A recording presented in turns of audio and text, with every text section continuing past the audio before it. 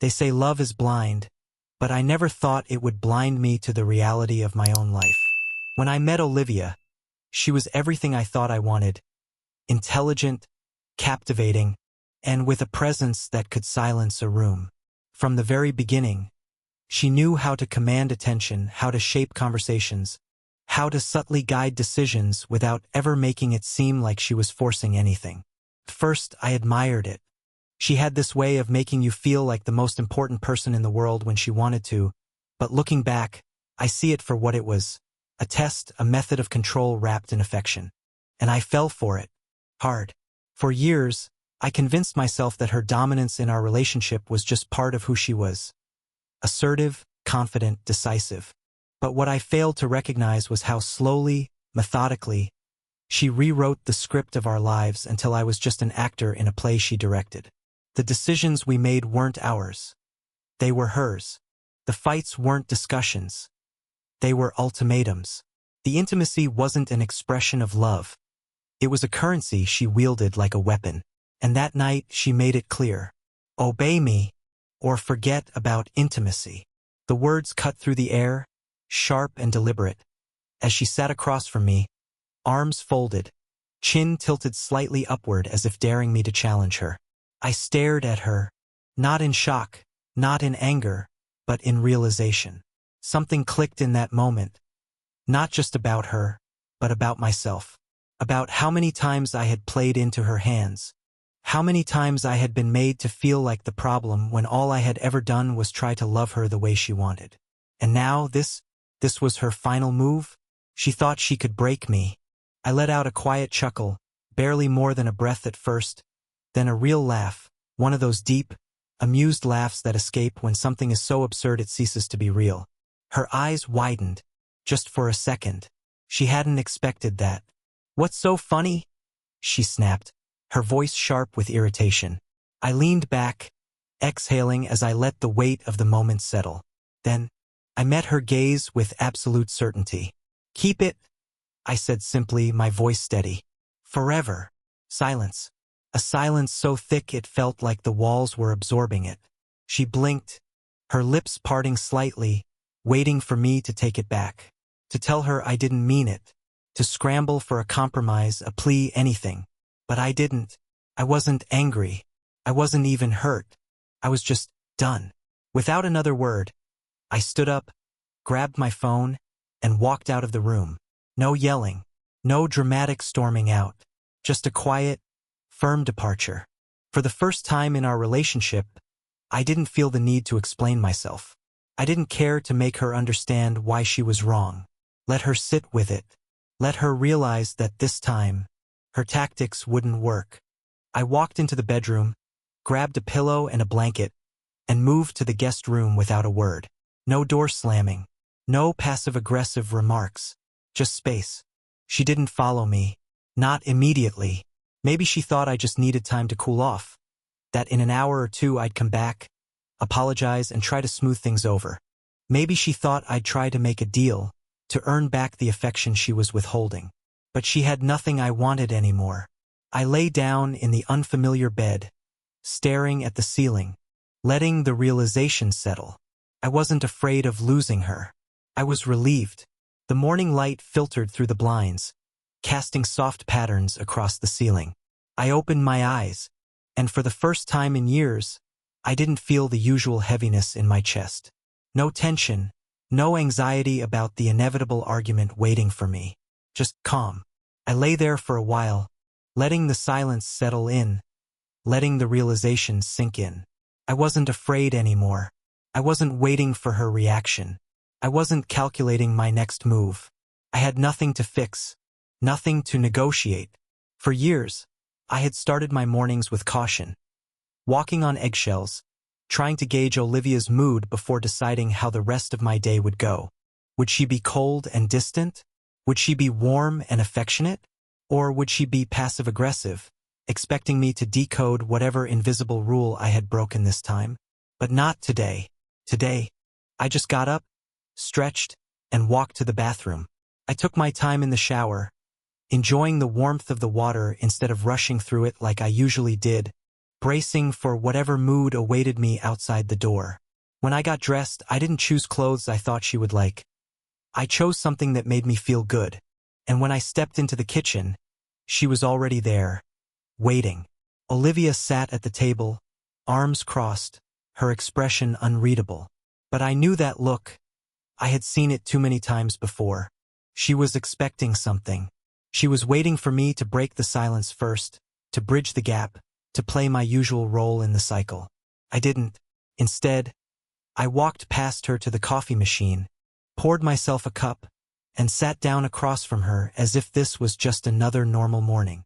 No tension, no drama, just coffee.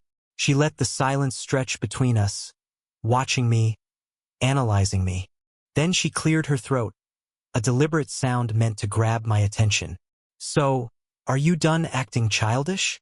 Her voice was sharp, laced with condescension, but I could hear something else beneath it, uncertainty. I took a slow sip of my coffee, savoring the taste, letting the moment hang between us before finally meeting her gaze. "Yeah," I said simply. "Actually, I am." Something flickered across her face. She hadn't expected that answer.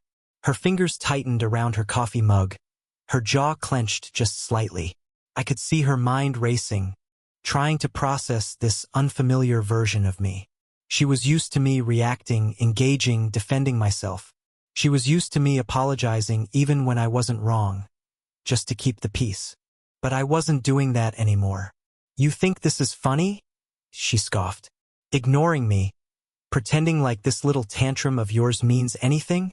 I shrugged, unimpressed. "I'm just having my coffee, Olivia."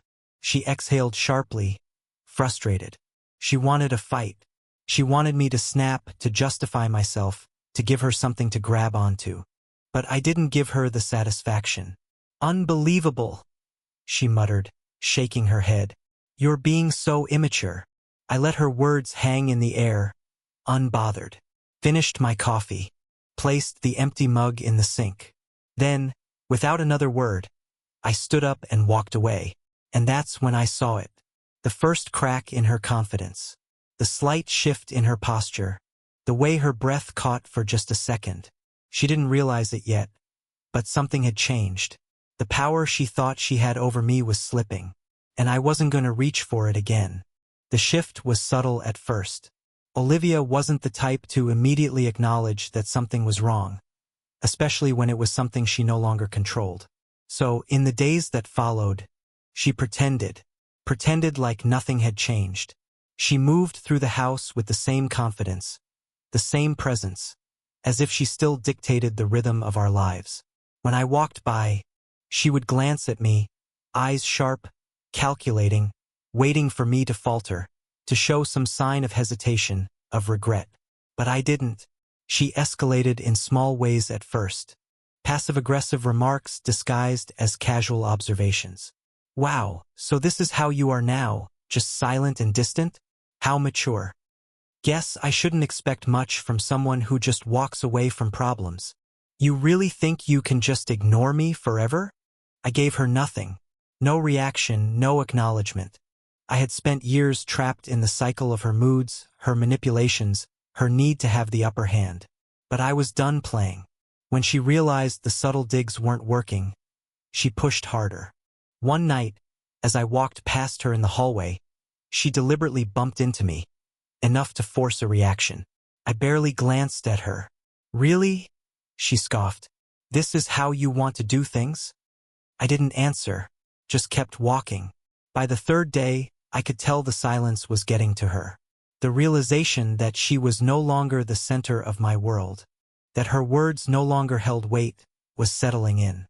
I could see it in the way she hesitated before speaking, the way her eyes lingered on me longer than they used to, searching for cracks. Then came the moment that made it all clear. I was in the living room, scrolling through my phone, completely at ease, when she walked in and sat across from me. She didn't say anything at first, just sat there, her presence heavy, deliberate. I could feel her waiting for me to acknowledge her, waiting for me to shift uncomfortably, to break the silence, to let her know she still had influence over me. I didn't. After a long moment, she let out a dramatic sigh. So, this is how it's going to be now? I didn't even look up. What are you talking about? She scoffed, as if my nonchalance offended her. You're ignoring me, she said, almost accusingly. I finally glanced at her, my expression unreadable. I'm just done wasting energy on useless conversations. That hit her. I saw it in the way her jaw tensed, the way her fingers curled into her lap. She wasn't used to this. She was used to me trying to fix things, trying to explain myself, trying to make her happy. But I wasn't trying anymore. I wasn't playing the game. And for the first time, she had no idea what to do with that. Started with subtle shifts. Small things that Olivia thought I wouldn't notice. She pretended not to care when I walked past her without a word. She acted indifferent when I left the house without telling her where I was going. She scoffed when she saw me coming back from the gym, sweat-soaked and breathing hard. But her eyes told a different story. She was watching, analyzing, trying to figure out where she had lost her grip on me. For years, Olivia had dictated the unspoken rules of our relationship. When we spoke, how we fought, when we made up. Every disagreement followed the same pattern. She would escalate, pushing until I felt guilty, until I broke first, until I caved just to keep the peace. But I wasn't playing the game anymore, and that terrified her. She started pushing harder, searching for any sign of the man who used to bend to her will. She threw out bait in the form of snide remarks, cold glances, calculated silences meant to provoke a reaction. Must be nice, not having to care about anything anymore. You think acting like this makes you strong? I wonder what people would say if they knew how you really treated me. I didn't bite. She wasn't used to that. The longer I refused to engage, the more restless she became. I could feel the shift in the air, subtle at first, then growing with each passing day. The tension, the frustration, the slow unraveling of control she once held so tightly. Then came the night it all cracked. I was getting ready to head to the gym, tying my sneakers when I sensed her standing in the doorway. She wasn't blocking me, but her posture was deliberate. Arms crossed, chin slightly raised, like she was daring me to acknowledge her. You've been spending a lot of time away from home, she said, her voice softer than usual. I didn't look up. Yeah, I said flatly, zipping up my gym bag. Silence. Then she took a step forward, her voice quieter, almost careful. Doing what exactly? I finally met her gaze, holding it for a second longer than necessary. Then I smirked. Living. Her lips parted slightly, as if she wanted to say something but couldn't find the words. She hadn't expected that answer. She had expected an excuse, a justification. Some desperate attempt on my part to explain myself, to reassure her that I still cared, that I still felt bound to her. But I wasn't bound to anything anymore. I threw the bag over my shoulder and made my way toward the door. Then she reached for me, not forcefully, not with anger, just a light touch, her fingertips brushing against my arm, hesitant, uncertain. I miss you, she whispered. For a second, I just stood there. I could feel the weight of the moment, the quiet desperation in her voice, the realization that she was no longer the one who had the power. It was ironic, really, how the same woman who had once weaponized intimacy against me was now offering it freely, hoping it would be enough to bring me back. I let the moment stretch just a little longer than necessary, then I gently pulled my arm away. I'm not interested, I said simply. Her hand dropped to her side. I stepped past her without looking back. And that was it. No fight, no grand confrontation, no last-ditch effort to manipulate the situation. Just silence. A silence heavier than anything that had come before. For the first time, Olivia had no script to follow, no counter-move to play, and for the first time she knew. She had lost me. First, the changes were small. I started reclaiming pieces of myself, subtle things Olivia had once made me feel guilty for. I went out for coffee alone without feeling the need to explain where I was going. I reconnected with old friends, said yes to invitations I once declined because I feared how she might react. Each step felt like peeling away another layer of a life I no longer recognized. The first time I went out without checking my phone for her messages, I felt a strange sense of liberation. The first time I stayed out late and didn't feel the weight of an impending argument waiting for me at home, I realized how much of my life had been dictated by her expectations. I was learning to live again, and Olivia saw it. She saw the way I no longer hesitated before speaking, the way I stopped pausing before answering her, no longer filtering my words to avoid unnecessary fights. She noticed how I started dressing better, how I carried myself differently, how I laughed more freely, and it scared her. She tried to act unaffected at first. She rolled her eyes when I left the house in a crisp new shirt, scoffed when she saw me smiling at my phone, probably texting someone who wasn't her. But her indifference was an illusion. She wasn't used to being the one left behind. Then came her final act of desperation. One evening, I came home to find her sitting at the dining table, hands clasped together, waiting. The air was thick with something unspoken. I knew what was coming before she even opened her mouth. "Can we talk?" I exhaled, setting my keys down. "Go ahead." She hesitated, something Olivia rarely did. "I don't know what's happening between us." I arched a brow. "Really?" She ignored my tone, her voice softening. I don't want to fight anymore." I tilted my head slightly. "This isn't a fight, Olivia. This is reality catching up to you." Her eyes flickered with something close to panic. "It doesn't have to be like this. We can fix things." She swallowed hard. "I know I haven't been perfect, but—" "Stop." She flinched. Not because I raised my voice, I hadn't, but because I wasn't playing into the script she had rehearsed in her head. I leaned back, exhaling slowly. "You want the truth?" She nodded, looking at me like she was clinging to the last possible chance to turn this around. "I don't want this anymore." Silence. Her lips parted slightly, as if she was going to protest, but no words came out. I leaned forward, my tone calm but unwavering. "I don't hate you. I don't even care enough to be angry. But I see you for what you are now, and I'm done pretending this marriage is anything more than a cage I let myself live in for too long." Her breathing hitched. "So that's it? You're just giving up?" I shook my head. "No. I'm finally choosing myself." She stared at me, eyes wide, disbelief etched into her features. I didn't wait for her to respond. I stood up, walked over to the counter, and dialed the number. "I'd like to schedule a consultation with a divorce attorney." That was when she broke. Tears welled in her eyes. She pleaded. She tried every trick she could to make me change my mind. But it was too late. The moment the words left my mouth, something inside me clicked into place. The final chain that had held me in this toxic cycle snapped. Once the divorce process started, she flipped between two extremes. Some days she was furious, throwing accusations at me, hurling insults, trying to guilt me into reconsidering. Other days, she played the victim, acting as if she was the one being abandoned. Neither approach worked. I had nothing left to give her. The best part?